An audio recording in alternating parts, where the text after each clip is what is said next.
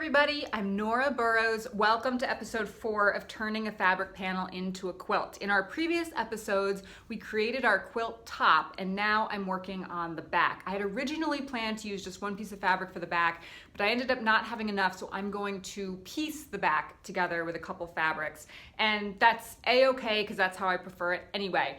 So this was the fabric that I was going to use. This was going to be the only fabric I was going to use for the back. And I did not use this fabric on the front of the quilt at all. But I thought that the colors went nicely, so I was going to use that. But since I am piecing the back now, I'm going to use this fabric plus some of the green and some of this kind of blue and purple checkered fabric. Here is the quilt backing.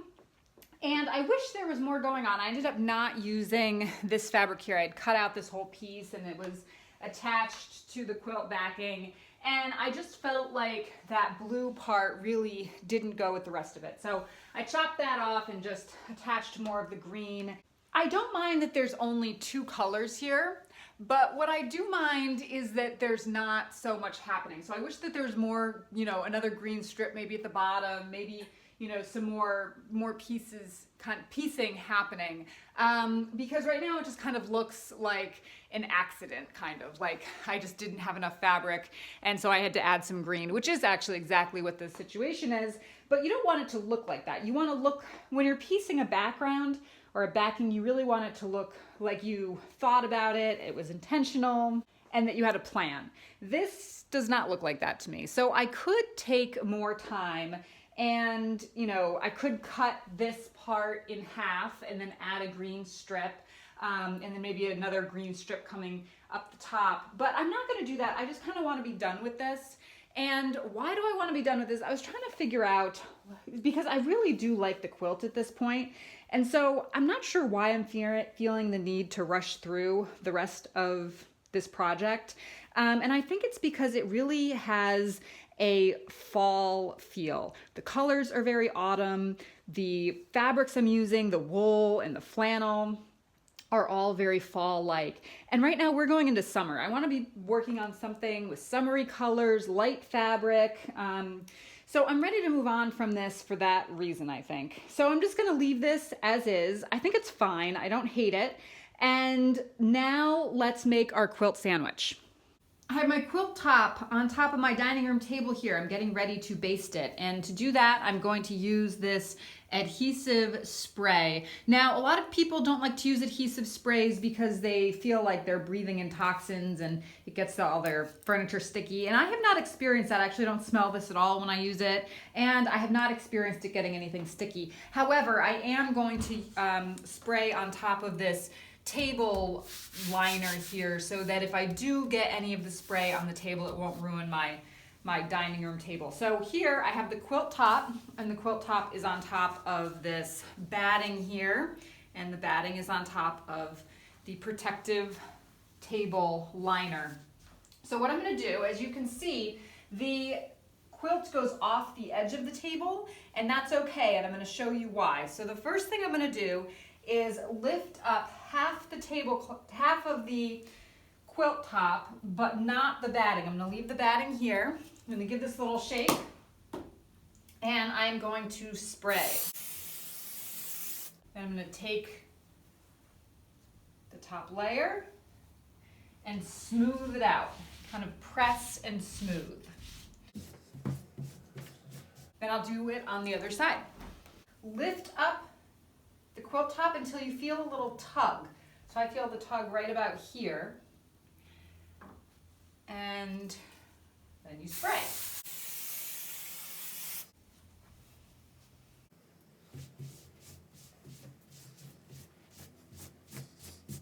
Then you'll go back to the first side, lift up the quilt top until you feel the little tug. Oh, it's right about there. And now I'm going to scooch the whole piece of fabric, the batting and the quilt top, over.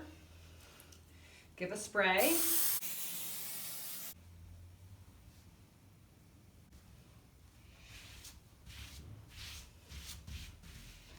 Pull it all the way over so that it exposes the other side.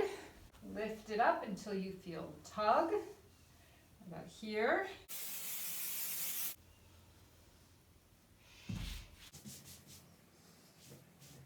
And then I usually kind of lift up the corners, give a little spray under each corner, and then lift up the top and the bottom. Sometimes you have to give a little spray under there. Kind of go just around and see if there's anywhere else that needs it. So now my quilt top is adhered to the batting. I'm gonna go ahead and go around the edges and trim off the rest of the batting.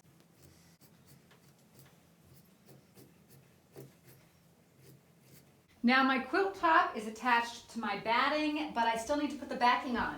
So what I'm gonna do is flip over this entire thing so that the batting is now on top.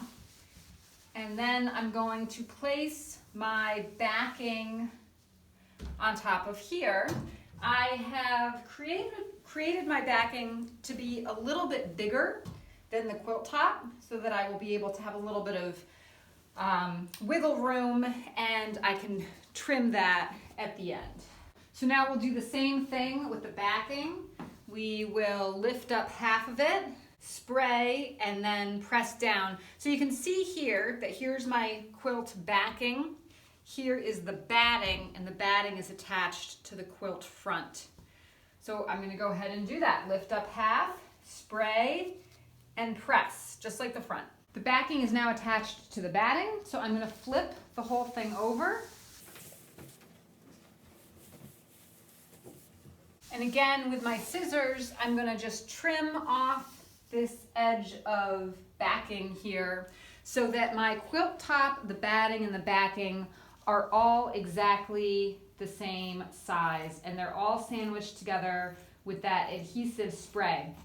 Now, after I do that, you still need to do some what's called quilting. So for beginners who this may be their first quilt, the adhesive spray is not enough to keep these three pieces sandwiched together. So the batting will start to shift over time. So you need to do some top stitching over some of your quilt. And people do that in a variety of ways. Some people like to do, nice swirls and things like that.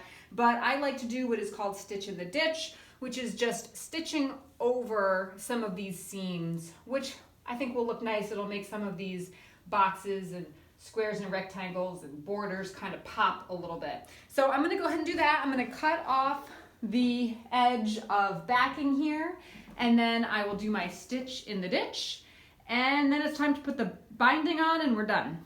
I have finished my quilt and I am so happy with how it turned out. We'll go ahead and hang it up in just a minute so that you can see it completely. It's about 60 inches by 60 inches finished. I would have liked it to be a little bit bigger than that, just kind of to be a cozy big couch blanket kind of, but it's still a fairly large couch blanket. I mean, I can fit under it comfortably, but I always like blankets to be a little bit bigger. But besides that, I think this came out so fantastic. It's a really nice, happy surprise because, as you know, I wasn't sure how I was gonna like it, but I love it. The panel pieces, how they all came together, I think is really unique. I love the wool fabric that I used. I think that's a really beautiful touch. I put on the binding, and the binding that I used is the same fabric as these stripes in that border. I also accidentally put the binding on backwards. So typically, and I did hand bind it. This is only the second quilt that I've hand bound, and I will not go back to machine binding. There's nothing wrong with machine binding, and it's certainly a lot faster, and the look of it is totally fine. But this hand bound binding is pretty great, but I did put it on backwards. So typically the thin side of the binding goes onto the front so that it's kind of a nice clean flip when you put it onto the back and then hand sew along the back. But I got halfway through and realized that I was sewing on the wrong side of my quilt, which actually ended up kind of a pleasant surprise because I think I will always do it that way, or at least right now I think I will always do it that way because I like the fact that the binding is a little bit thicker on the front. So here's the binding on the front, and then here's the binding on the back, and as you can see, maybe you can see, the front is just a little bit wider than the back. So I like that. I'm gonna keep doing it that way. And I think my hand binding skills are quite good, if I do say so myself.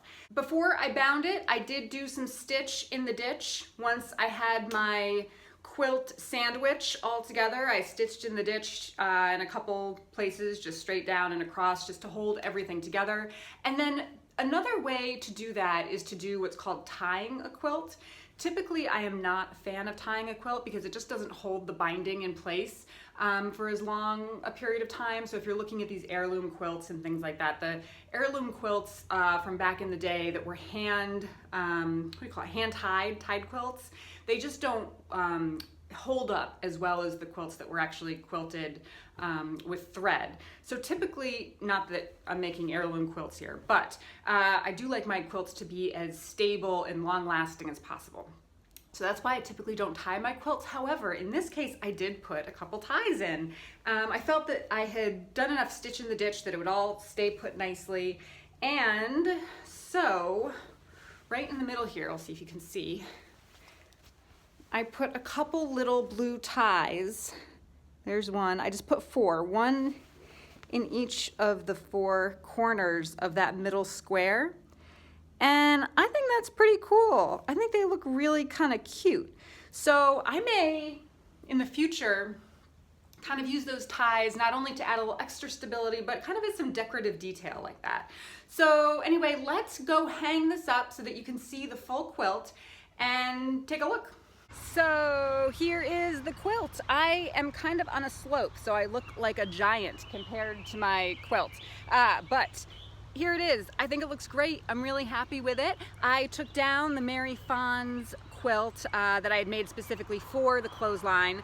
You can take a look at that video series, Hang a Quilt Outside, just like Mary Fawn's. But I took that quilt down, put this one up, but only to take pictures of and do this video. I won't leave this quilt out here because of the wool. I wouldn't want it to get damp or wet or be exposed to the elements. So this will be coming down right after this video, but I really, really love it. I love the deer around the edge. I love the striped binding. I think that, you know, it kind of creates this big X shape in the middle here, which I really like, and of course the patterned center with the really cute blue ties. And you may not be able to see the blue ties here, but in just a minute I'll take a bunch of pictures so that you can get a closer up view of the different parts of the quilt. So this was a lot of fun, as always. Don't forget to subscribe, and I'll see you next time. Bye!